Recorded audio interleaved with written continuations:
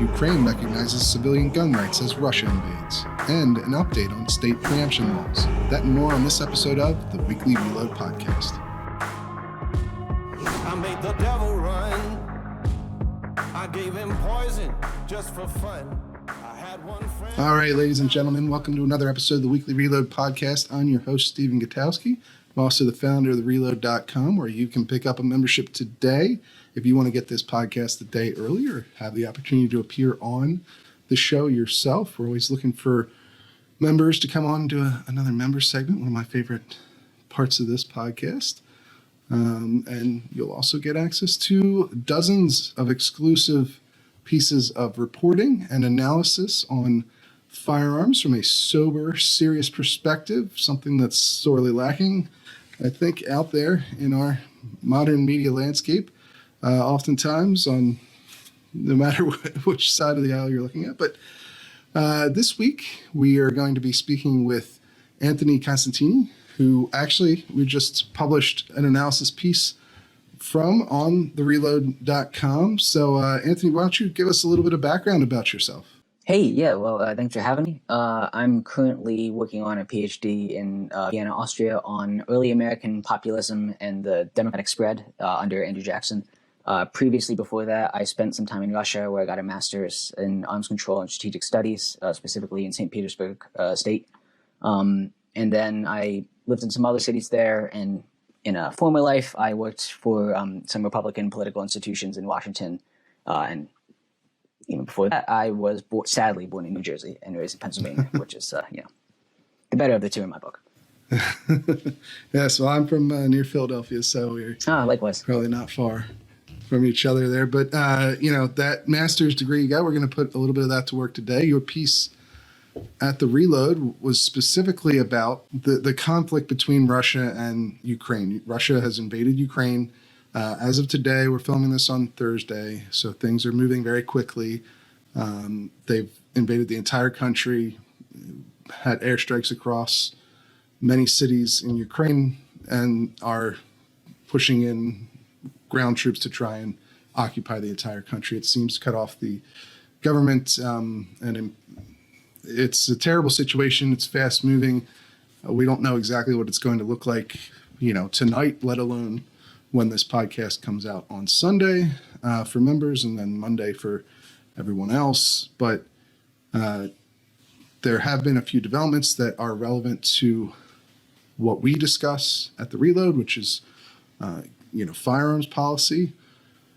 We've seen in recent days the Ukrainian government liberalize its gun laws and open up the ability for civilians there to not only own guns, but carry them. And so we're going to talk a little bit about that. This isn't obviously a national security or international relations podcast, but in the ways that this reflects on gun rights and how they might impact this larger struggle between Russia and the Western allies, Western countries. We're going to discuss a bit of that. We're going to try to, it's a horrific situation, so we're going to try to keep it as focused on the policy as we can without, trying to venture too far into anything too sensitive, obviously, when it comes to this ongoing deadly war that we're seeing. First ground war this size in Europe since the Second World War, really. But just want to ask you real quick, to start off, this new law, you took a look at the specifics of it in Ukraine. What exactly does it do, and how does it compare to what the previous regime of gun control was in that country? Sure. So when Ukraine gained independence just over 30 years ago, one of the things that Ukraine and most countries that came out of the Soviet bloc had to deal with was that they had to basically, a lot of the time, build laws from scratch. And because you have to build so much, sometimes things kind of slip through the cracks. So one famous case is that Hungary, for example, had no law dealing with insurance fraud. And they only found this out 5 or 6 years ago. And for Ukraine, guns basically kind of fell through the cracks. And since their independence, all gun regulations basically were done through fiat of the Interior Minister, who's effectively the top cop, kind of like a combination of the FBI head and the Attorney General, something like that, for the United States at least. And he usually adopted kind of the standard European line of making it relatively difficult to get firearms, nothing out of the ordinary for the continent. But there was always technically the possibility that you get a new interior minister who just kind of didn't want to like firearms and could just sign them away, and that's that, no more firearms. And so there had been attempt after attempt in the Ukrainian Rada, the parliament, to try to pass some sort of law codifying gun laws, and they had tried repeatedly, but it was never a pressing issue because obviously they were building a country, and then they were, in revolution in the mid 2000s, and obviously the events of the last 8 years. But one of the main reasons that finally helped this to move along was that in 2019 you had Sluga Naroda, who was Servant of the People. It was a brand new party that kind of just swept the country, and they were the first party in Ukrainian history to get a majority in the parliament. And that really helped finally be able to move it along, because even while it was a big tent party, but it was still one single party, and you didn't have to kind of wheel and deal as much. And so the main difference fundamentally is that this law actually puts into effect the idea that you do have a right to own a firearm in Ukraine. I believe the exact wording that the speaker of the Rada used was that the sacred right of self-defense, because it really does two things. It starts off, the notion in Ukraine that you have the right to self-defense, and God willing, things work out, they'll expand that over the years. But secondly, it effectively, more or less, kind of instituted a stand your ground law nationwide, which was a pretty big deal because in Europe, that kind of thinking is very rare. It's really not common. You have kind of some, for gun enthusiasts, diamonds in the rough, like the Czech Republic or to a lesser degree Austria. But the idea that anywhere you are, you can defend life, health, or property is relatively speaking not a super common proposition, and this law put that into effect, which was a pretty big deal.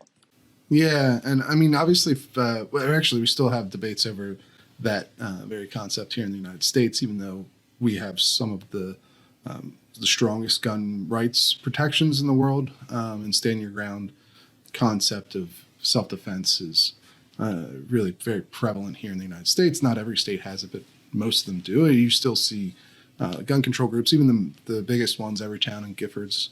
I believe Everytown has actually been pursuing a campaign just this week to try and remove stand your ground protections in most states. And they have been, obviously, for years. But so, obviously we're coming at this from a American perspective on gun rights, which, as you just outlined there, is pretty starkly different from the European perspective in most cases on gun rights. And, what makes this whole conversation, I think, relevant to people here in the United States is that, unfortunately, it seems there's going to be a real test of the basic ethos that most Americans ground their belief in the Second Amendment on. It's essentially that an armed populace can more easily resist tyrannical oppression. Obviously, you have undeniably a tyrannical oppressor trying to literally take over Ukraine by force. And for a long time in America, we've held the belief in the gun rights community, at the very least, that an armed populace will prevent something like this. Obviously, we have a history here of exactly that.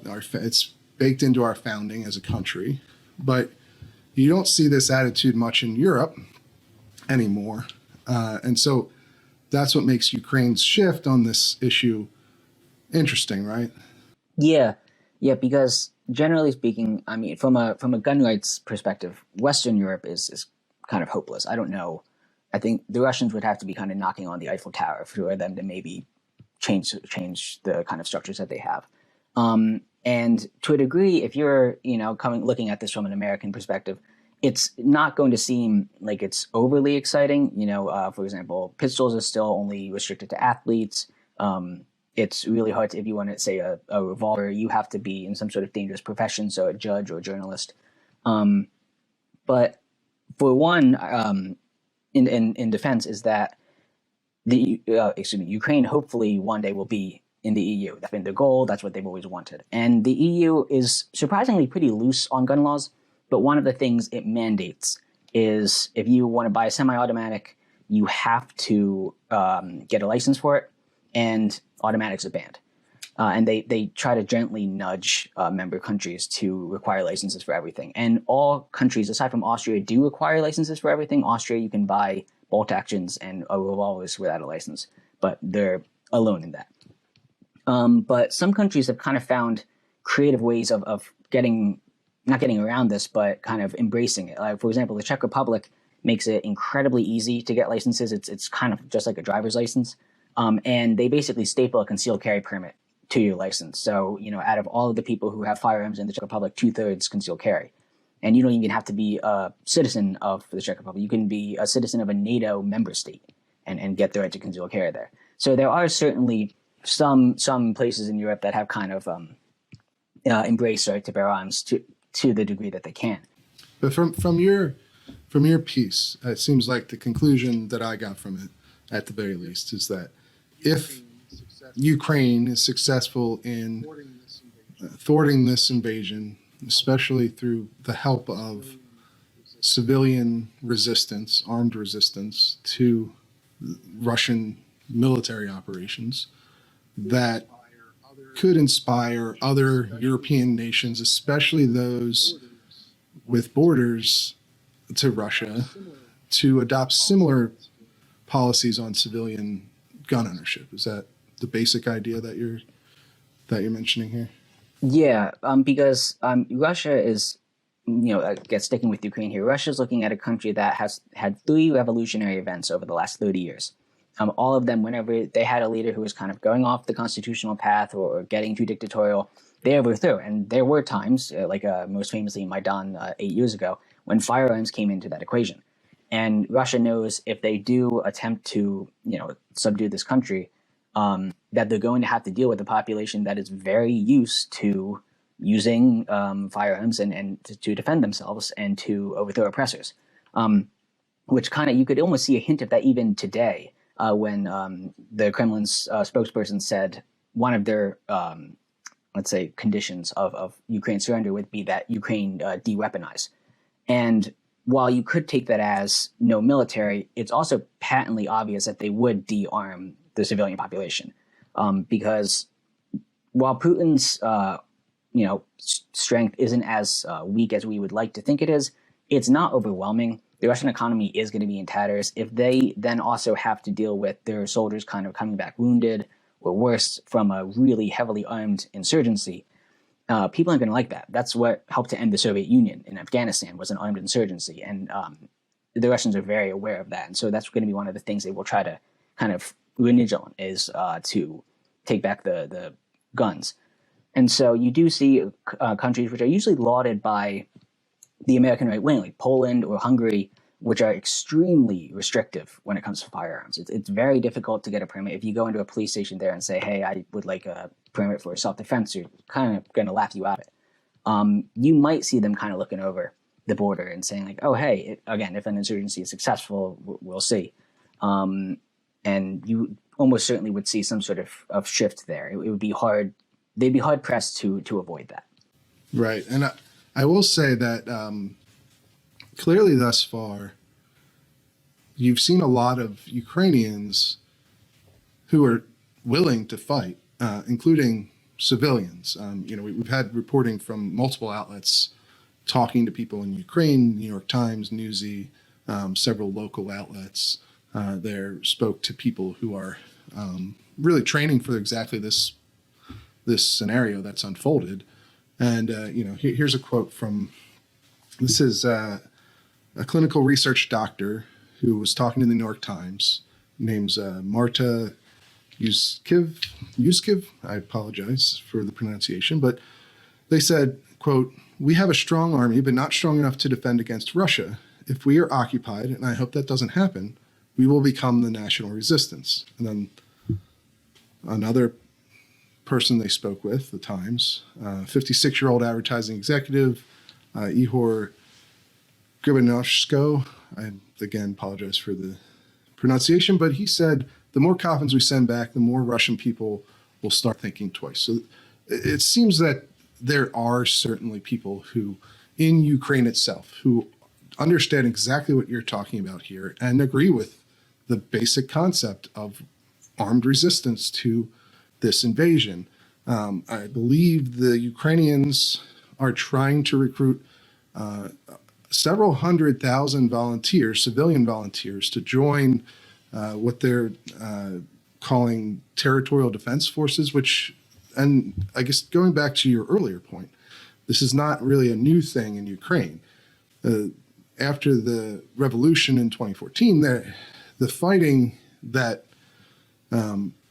initiated this invasion, or was sort of the center, the piece, or the focus of this up until Putin decided to invade the entire country, but the fighting near the Russian border, a lot of that was done in the early days by civilian volunteer forces. And those forces have now been sort of formalized as part of the Ukrainian military. And that's what the territorial defense forces are. And so they've been training people in how to, create IEDs, set explosives, shoot rifles, coordinate with one another in a more cohesive unit. And you've seen pictures out of Ukraine where people are flocking to these recruitment centers that they've set up for these groups. And so I think it's clear that there is quite a bit of appetite for this kind of resistance in Ukraine. Do you think that's fair assessment? Yeah, absolutely. I think one of the ironies, there's a saying in Russian, the irony of fate, and one of the ironies of the fate that has kind of befallen Ukraine is that in an attempt to kind of get Ukraine to agree to his demands, Putin instigated the war in the East for the last 8 years. But in doing so, a lot of Ukrainians received military training, and they learned how to teach military training to others. Now, which is, you can even see now, as of the current time in the fighting, the area where Ukraine is strongest is in the East. It's not in the South or in the North. It's in the East, where they've been fighting, where they're used to fighting. And that kind of way of thinking has really gotten into the population. The first time I was ever in the country was 2018, and I was there for a conference on arms control, and we were talking about missiles. And I remember a guy had to leave early, and I was like, "Oh, where are you going?" He said, "Oh, these missiles we're talking about." And I said, "Yeah." He said, "Oh, I have to fire them at the Russians." And so you have, and he was someone my age. He was attending a college seminar, and he was going and kind of take his turn there. And so you have this really, people are used to the idea of war. They're not, there's a lot of Europeans, and I say this, with love for Europe, a lot of Europeans who have pretty much only seen guns in movies, and Ukrainians have not. They're used to this, and they're ready for this. You have a lot of militias, some which have received some controversy in the Western press, but are generally speaking respected in Ukraine, which have really trained people for free and shown people how to fight. And they're not kind of, LARPing kind of people who just, buy expensive, tactical gear and they know what they're doing. They're effectively, an unofficial part of the Ukrainian forces. And they're all going to be spread throughout the population, even if Russia is able to get to Kyiv and says that they've have a new president, something like that. These people are still going to be there. So it's not just going to be kind of a simple matter of, oh, now you have a new president and everyone's just going to deal with it. Yeah, and obviously there's been some reporting of significant Russian casualties, and we've seen social media videos of tanks and helicopters being downed. It's hard to know exactly, obviously, what's going on the ground in Ukraine without being there. directly. There's all kinds of reports that indicate the Russians are moving quickly, and there's other reports that indicate there's significant resistance. I think one thing I'd like to get into, though, is the reality of this situation, because I think in America, especially among gun rights advocates, it's easy to think of these things only in a theoretical or imaginary way, right? Like, I mean, certainly personally, I absolutely believe that it's much harder to oppress an armed populace than otherwise, and that you often, you see totalitarian dictators disarming their populace, without fail, certainly. And we just laid out there the case for why it's certainly reasonable to think that this could help in the Ukrainian people's struggle against these Russian invaders. But I also want to just talk a little bit more about the realities of this. This is what we're talking about is terrible situation. It's going to be very awful in Ukraine. I think you've mentioned some examples of where this has been successful in the past. Specifically, Afghanistan is now.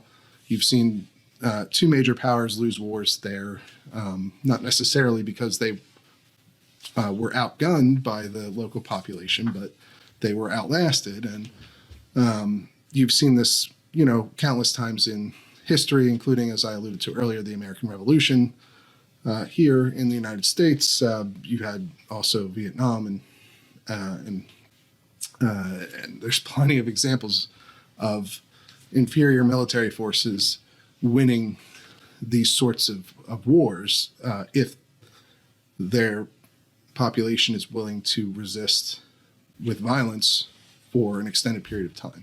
And perhaps the Ukrainians are, but it's going to be ugly and it's going to be horrific. And, the scenario you just talked about is like the Ukrainian government and military is unlikely to survive the full onslaught of the Russian military just because of the balance in force. And you're going to have to see a protracted fight that's going to likely be very brutal for the Ukrainian people to prevail in this. What are some of the things that perhaps American gun rights enthusiasts aren't used to calculating into these sorts of equations? I would say the key thing is because as I alluded to in the piece, I think if you were to kind of create a scenario for what the Second Amendment was designed for, this is individuals and literally well-regulated militias fighting for the security of the free state with the right to keep and bear arms. This is, and not to get too into the weeds of geopolitics, but Putin put out an essay last year, and he gave a very angry speech earlier this week, where he effectively basically said the Ukrainian nation doesn't exist. It's not a real country. It's created by the communists. And specifically, he said, if you want decommunization, I will show you decommunization, which is pretty horrific implications. And so, this isn't just a squabble like, say, even when you look at something like World War I, was awful, but Germany wasn't fighting to make it so France did not exist, and France was not fighting to make it so Germany literally did not exist. You have one power coming in who literally is saying, I want to make it so your nation does not exist anymore, and in the fullest way possible, which is something we haven't really seen often. And so the Ukrainians are literally fighting for their nation, not just families, not just homes, which in itself could be enough, but literally for the idea of who they are. And that's something we as Americans have been very fortunate that, even in very serious moments, and I would never, talk down about what we've had to do to fight, in Iraq and Afghanistan. but we were never under threat in terms of our nation will not exist. Terrorism was terrible, but there was no chance that Osama bin Laden was going to make it so America could not exist anymore. And so I think the gravity of this situation is something that I would hope that the pro-gun community would see, because you have noticed a little bit, to a degree, some on the right who have almost seemed to not embrace Vladimir Putin in Russia, but kind of look somewhat favorably upon what they think he's trying to do when it comes to, say, things like traditional values and things like that. But and again, I don't want to get too into the weeds, but I would say, to borrow a Russian phrase, a lot of that is a Potemkin facade. And if we talk about defending ourselves, we talk about defending ourselves against either a tyrannical government that springs up in our own territory or that comes from the others. The Ukrainians have done this time and time again.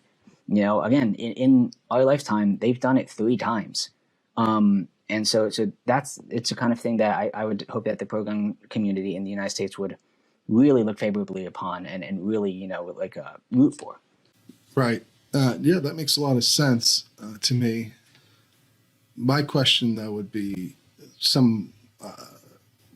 I think there's a practicality question here as well. So Ukraine did this literally as they were being invaded by the Russians. Is it too late? You've seen, I think, Charles Cook at National Review suggested that this is, he's supportive of what's happening, but that it's coming too late in the game. I believe the Interior Minister last year told local media there in Ukraine that there are 1.3 million civilian-owned firearms in the country of about 43 million people. You compare that to the United States, we have over 400 million civilian-owned firearms in a country of about 320, 30 million, whatever the number is now. The point is, Ukrainian adoption of individual gun ownership is far lower than it is, here in the United States. How much of a practical impact can the civilian population have if they're only just getting their, this individual gun right as they're being invaded by, a major world power? So the one thing I would say is that official Ukrainian statistics sometimes are a little bit off with those, only because as a developing country, they've been working themselves out, but as a result of kind of coming out of being basically part of the Soviet Union, is that up to 1/6 of their economy was black market. So there's a lot more guns than the government officially has. I think actually even in the bill that was passed, they usually have to also pass an explanatory note that kind of says why it's being passed. And they credited that there's probably up to at least 6 million guns in the country. And that was most likely a conservative estimate. There's probably a lot more. So this is, relatively speaking, especially for Europe, a pretty heavily armed population. And again, it's a population that knows. This was more of, again, God willing, in the future it'll be developed. But for now, it was a statement. It was not an accident that one of the last acts Arada passed before the invasion began was to say you have the right to self-defense, the sacred right to self-defense, they called it, because it's not, they know it's not just them they're defending, it's their nation. And so the law itself was more so a defense law. The guns that you could buy the guns that you could buy after the law, you could still, generally speaking, have bought before. It was harder, but you could still kind of get it. And especially over the last couple of months, as fears of invasion expanded, you did see a lot of people running to gun shops. Business, there were 1,000 stories in the Western press talking about how business was booming there. So it was more. Oh, sorry, please. Well, I was just saying that's an interesting way of looking at all this that I hadn't considered before, frankly. This is more of a sort of a symbolic movement on the part of the Ukrainian parliament to embrace the idea of armed self-defense as they're being invaded by their neighbor. That's how you view really the way this came about. Yeah. It's definitely not an accident. They when in the same explanatory note, they didn't say Russia by name because the government was trying not to cause a panic. but they basically said everything but, because we're going to be invaded and you have to be able to defend yourself, which is interesting because the one issue, I lived in Russia for a couple of years, and I'm in Austria now, and usually we can, understand each other, when I'm talking to Europeans and things like that.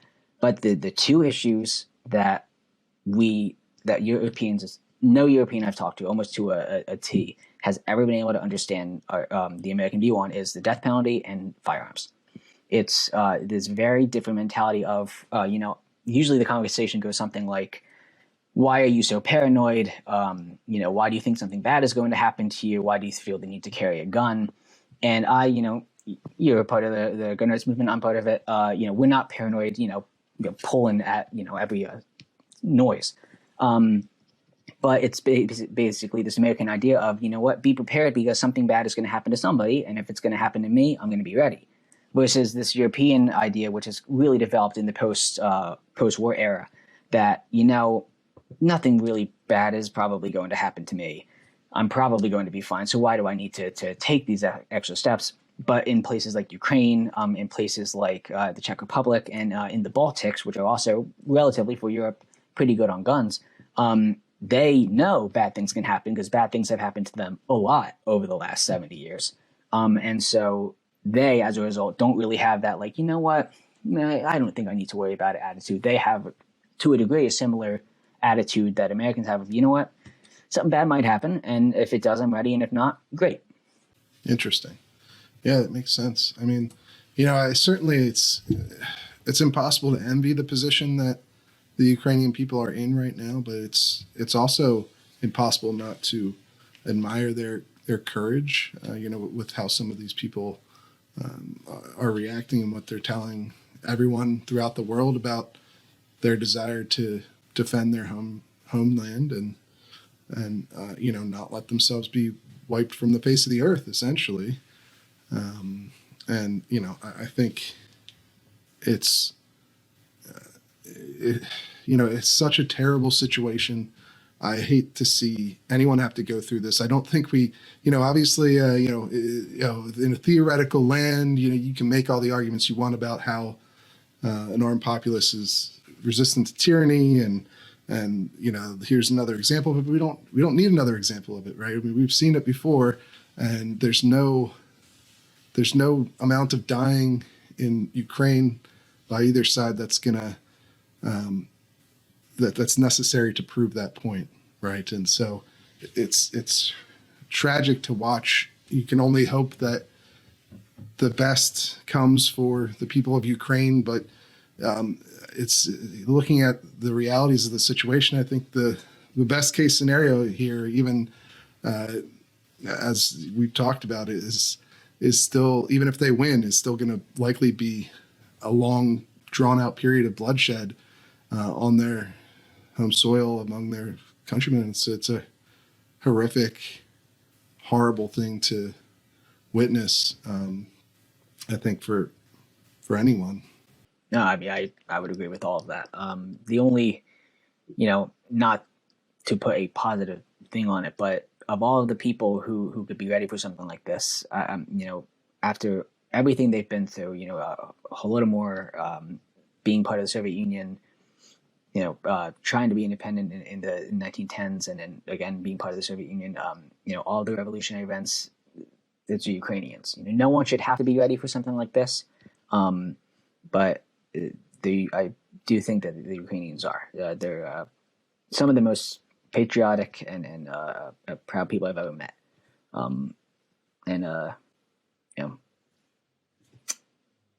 Glory to Ukraine, as they say.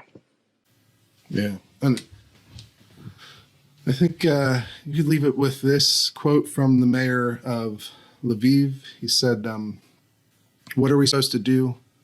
Stay and wait for them. We won't let them kill us." He said this of people arming themselves in that western Ukrainian city, which is sure to be under attack if it hasn't already been under attack at this point.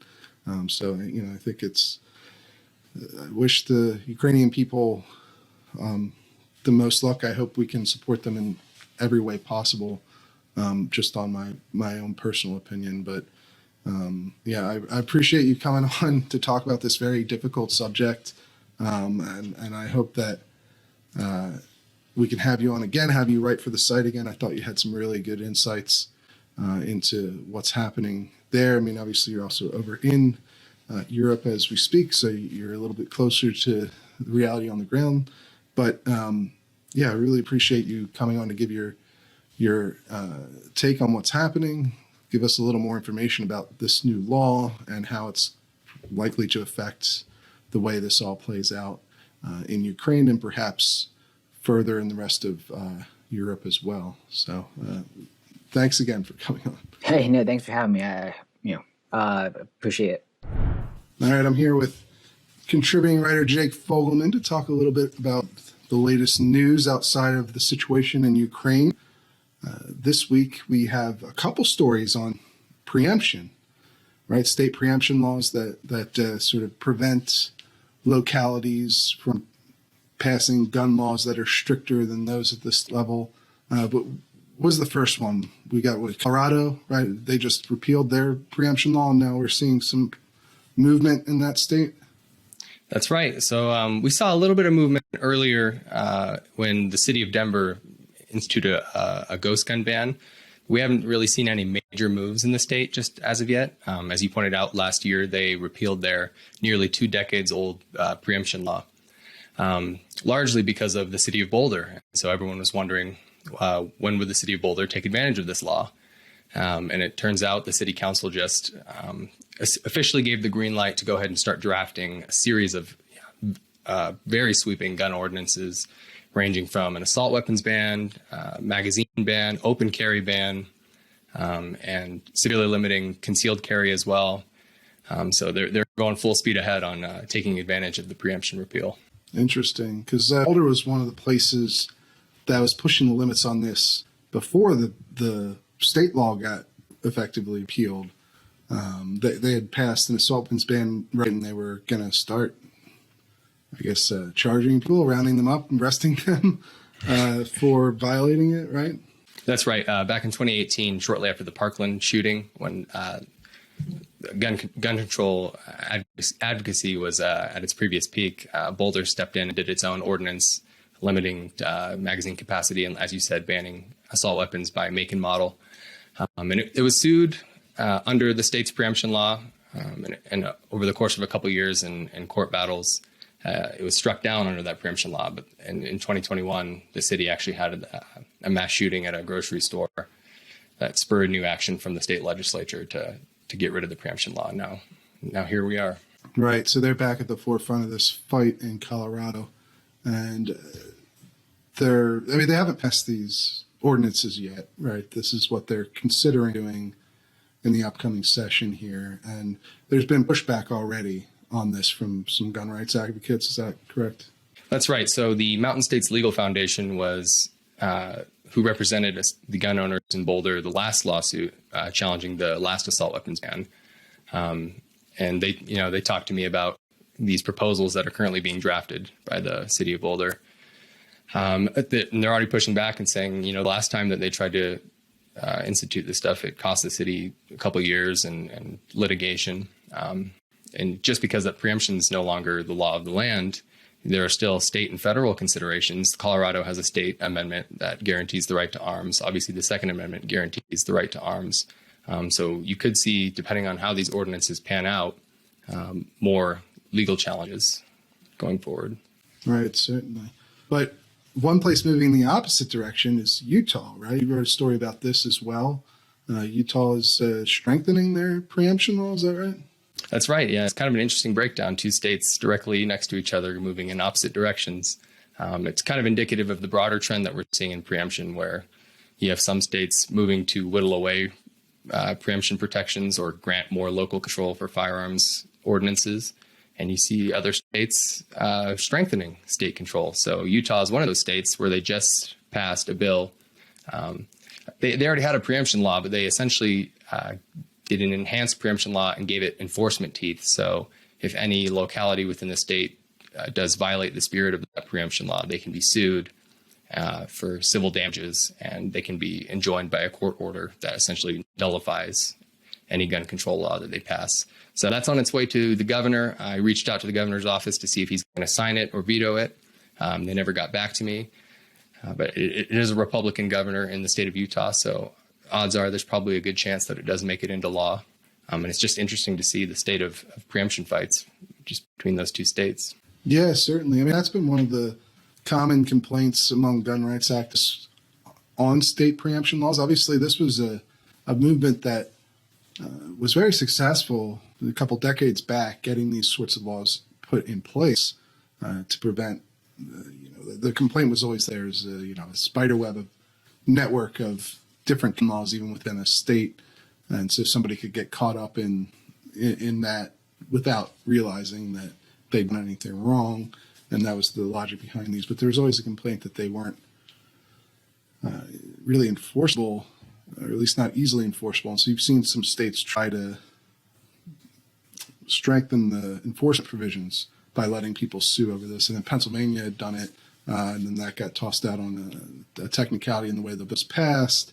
But now, so now you're seeing other states get into the game on this, other red states at the least. And blue states are, the momentum is in the other direction, where they're trying to get rid of some of these preemption laws because they've long wanted to do that, gun control activists, because they feel that cities should be able to have different, stricter, essentially, gun laws than the outlying areas around them.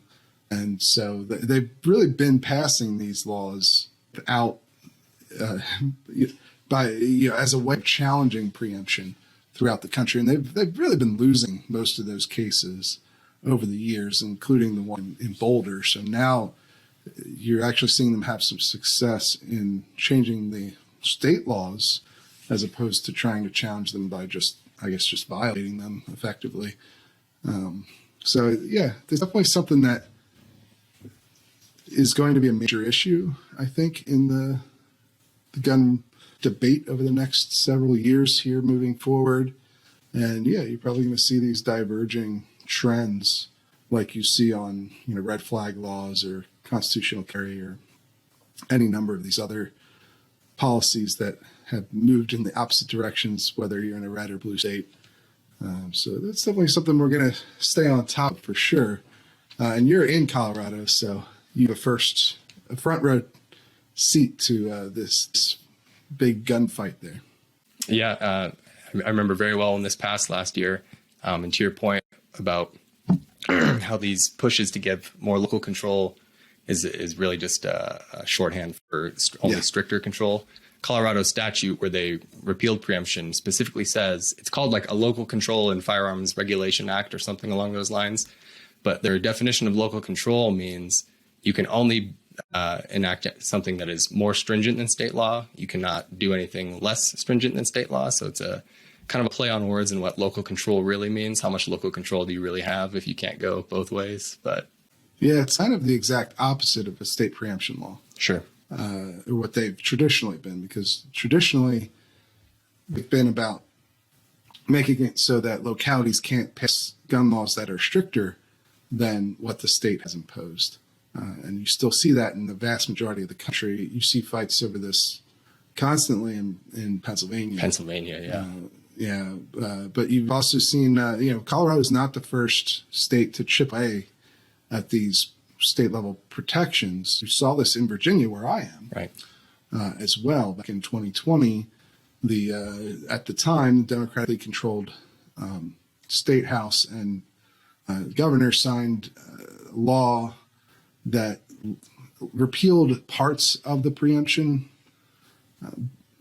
statute that we have here in Virginia, which effectively let localities pass their own rules about where people can carry, let them restrict gun carry in places like parks and government buildings and permitted events or events that should be permitted. So like large gatherings of people, essentially any large gathering of people, even if they didn't actually get a permit to gather, you couldn't carry.